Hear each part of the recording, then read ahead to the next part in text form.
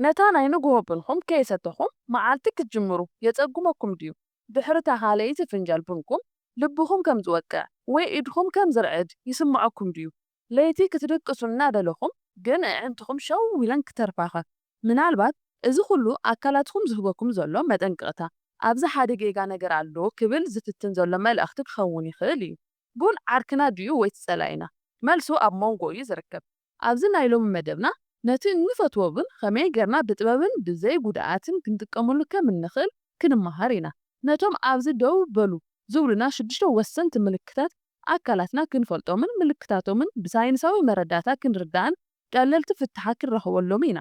ክሳብ መወዳእታ ምሳይ የጽንሑ ምክንያቱ እዚ ሓበሬታ እዚ ምስ ቡን ዘለኩም ርክብ ንሓዋሩ ክቕይሮ ይኽእል እዩ። ሰላም ጥዕና ይሃበልና ክቡራት ተኸታተልትና እንኳን ኣብ ናይ ማይና ዩቱብ ቻናል ብድሓን መጻኹም።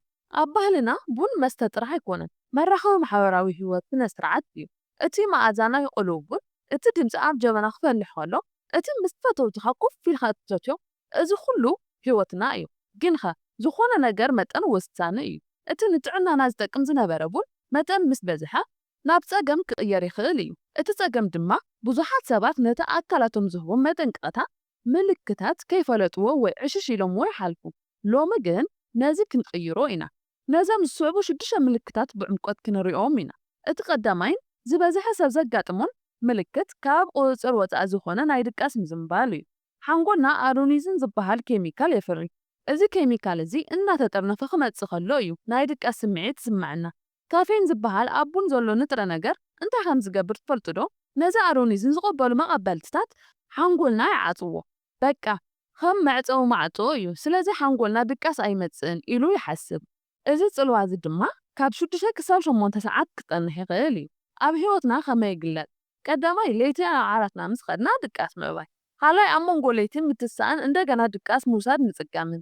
ሳልሳይ 8 ሰዓት ሙሉ ደቂስኻ ንጉሆ ግን ከምዘይደቀሰ ሰብ ድኻም ይስማዓካ። ነዊሕ ዝጸንሕ ሳዕቤናቱ ድማ እኹል ድቃስ ዘይምርካብ ማለት ናይ ሕማም ምክልኻል ዓቕምና ምድኻም፣ ትኹረት ምስኣን፣ ናይ ምዝካር ዓቕሚ ምንካይ። ዝፍታሕ ድማ ቀዳማይ ሰዓት ኣኽብር፣ ድሕሪ ሰዓት 2 ቀትሪ ቡን ኣይፍታ። ንሓንጎልኩም ንምድቃስ ክዳሎ ግዜ ሃብዎ። ካልኣይ መተካታ ፍትኑ። ምሸት እንተ ደኣ ትሰትዩ ሓሲብኩም ከም ሞባይል ቲ ዝኣመሰሉ ነገራት ፈትኑ። ሳልሳይ ስርዓት ድቃስ ኩሉ መዓልቲ ኣብ 1 ሰዓት ናብ ዓራት ምኻድ ልምዲ ግበሩ። ካልኣይ ምልክት ዘይልሙድ ቁልጡፍ ውቅዒት ልብን ወይ ራዕዲ። ካፌን ነቲ ናይ ህጹጽ እዋን ተባሂሉ ዝፍለጥ ኣድሬናል ዝበሃል ሆርሞን ንኸምርት የነቓቕሖ። እዚ ሆርሞን እዚ ልብና ብፍጥነት ክወቅዕ፣ ደምና ብፍጥነት ክዘዋወር ይገብር። እዚ ንሓፂር ግዜ ጽቡቕ ክኸውን ይኽእል እዩ። ግን ኩሉ ግዜ ከምዚ እንተኾይኑ ኣብ ልብና ከቢድ ጾር እዩ። ኣብ ህይወትና ከመይ ይግለጽ? ቀዳማይ ቡን ምሰተኻ ልብኻ ኣብ ጎረርኻ ከም ዘላ ይስምዓካ። ካልኣይ ኣጻብዕትኻ ወይ ኢድኻ ምርዓድ። ሳልሳይ ዘይተረጋገአ ስምዒት። ፍታሕ ድማ ቀዳማይ ልክዕኻ ፍለጥ። ሓደ ፍንጃል ጽቡቕ ድዩ? ክልተኸ ንኣካላትካ ስምዕዮ። ካልኣይ ብጥራሕ ከብድኻ ኣይትስተ። ምስ ቡን ምግቢ ምውሳድ እቲ ካፌን ቀስ ኢሉ ናብ ደምና ንኽኣቱ ይሕግዞ። ሳልሳይ ማይ ስተ። ማይ ምስታይ ነቲ ካፌን ኣብ ኣካላትና ንኸውፅኦ ይሕግዞ። ሳልሳይ ምልክት ሻቁለትን ጭንቀትን ዘይምርጋእን። ቡን ክንነቅሕ ኢና ንሰቲ ግን ኸ ኣብ ክንድኡ ጭንቀት እንተወሲኽና ኣለኸ። እቲ ሳይንስ ከምቲ ኣቐዲምና ዝረኣናዮ ካፌን ኣድሬናል የነቓቕሖ። ብተወሳኺ ድማ ኮርቲሶል ዝበሃል ናይ ስትረስ ሆርሞን ከም ዝውስኽ ይገብር። እዚ ድማ ናይ ሻቁለትን ጭንቀትን ከምርሕ ይኽእል እዩ። ፍታሕ ካብ ፈትኑ። ማለት ዲካፍኔትድ ኮፊ ወይ ድማ ካፌን ዝነክዩ ቡን ነቲ ናይ ቡን ጣዕሚን ልምድን ክህበካ ከሎ ነቲ ሻቁለት ግን የጉድሎ። ካልኣይ ናይ ትንፋስ ልምዲ። ሻቁለት ምስ ተሰማዓካ ን5 ደቂቓ ዓሚቕ ትንፋስ ውሰድ።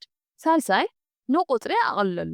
ኣብ ክንዲ 3 ፍንጃል 1 ፍንጃል ጥራሕ ስተ እሞ ነቲ ፍልሊ ረኣዮ።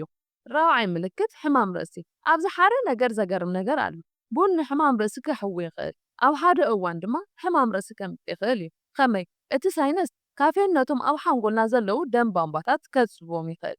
ስለዚ እዩ ገለ መድሃኒታት ሕማም ርእሲ ካፌን ዝህልዎም። እንተኾነ ግን ኣካላትና ነዚ ምስ ለመዶ ካፌን ኣብ ዘይወሰድናሉ ግዜ እቶም ደም ቧንቧታት ብሃንደበት ይሰፍሑ። እዚ ድማ ናብ ከቢድ ሕማም ርእሲ ወይ ድማ ካፌን ዊዝድሮዋል ሄዴክ የምርሕ። ብኣንጻሩ ድማ ኣብዚ ብዙሕ ካፌን ምውሳድ እውን ብርእሱ ሕማም ርእሲ ከስዕብ ይኽእል እዩ። ፍታሕ እቲ ቀዳማይ ብሃንደበት የተቋርጾ። ቡን ክተቋርጾ እንተደሊኻ ቀስ ብቐስ ኣጉድሎ። ካልኣይ ማይ ድርቀት ወይ ድማ ዲሃይድሬሽን ሓደ ካብ ቀንዲ ምልክታት ሕማም ርእሲ እዩ። مس بون ماي متاي أيترسعو. سالساي جيزي مستيخة أما عراريو نقوه طرح ستة. حامشاي ملكت تقمح حجينا توم بزح جيزي زي نصبيهم كل ملكتات كنرينا ملكت حموشة تقمعناتو خموون ملكت شكشة دحري جيزي وحايلة تعبدخام تقمعناتو بون نمعناتو نامنك أسخاس كام زفتن يقبر إذا نقال سبات صبو كهون خلو نقال جن ناي حمام كودي تقامات أتقولو كام رحيخيليو فتح دار بوست كوفي ويدما بزح زي تقلوبون بزح زي تقلوبون وحد عسيد سلزلوه زي حشق خوني خيليو ويدما البرو فتن كالاي دحريو زي سعب دخام دك كراش بون حايلي هبكا اتي كافين أبدم خامس توداقن كابتي زنبر خاين العد دخام يسمعكا ازي كافين كراش يبهان فتح مس بروتين فايبرن زملو مقبتات ستيو ازي نتا حايلين نوح جيزين خصاني يحجزو كالاي نحاتير جيزي عرفتي باور ناب وساد أمبر كالي بون أي تدقم كامي جرنا طعوي ركب مسبون نفتر كم تزرع أنا يو اتتسقم بونو بعلاي كونه انتاي دا أدى أمانا أيو إذا نصعبو ورك أويان حقتات أب هيوتان نتقورو قدامي نأكلات خصم أيو كاب دكتورهم وي كاب زخونة سبن العالي أكلاتها انتاي كم زرليو يفلت لي خالاي متن استوعل نعا خاز سرح متن فلت أمو أو دوبل سالساي جيزي كل نجاري بفلاي دتأسخا كيزولو معاسكم تستوعل رابعاي ماي عرك خايو نقول لسأقام تخول قليل دحيو حامشاي نبون كم مسارح ترحي ترأيو بون محق واستيو أمبر دخام خاو ويدك أسخانة مشبان آي تتغملو زخوانا يكون بون أكلاتنا بزوح تقمتاتكو أنت هاللو أتغمانا جن طعيق خون اللو كان تزرعنا يدما قال سبات بتفطرهم أكلاتهم نبون تابولايز مقبار يخبدوم يخون أبزو أوانزي كابون مرحق بعرسو في التاحيو نازي مدفزي كساب موداتها سلازتخاتلهم أزي مسكن إذا حبرت هذه تقيمكم خون تسفاي يقبر نسخاتهم خا كابلهم زدقسنا يوم ملكتات زقاتمكم ألدو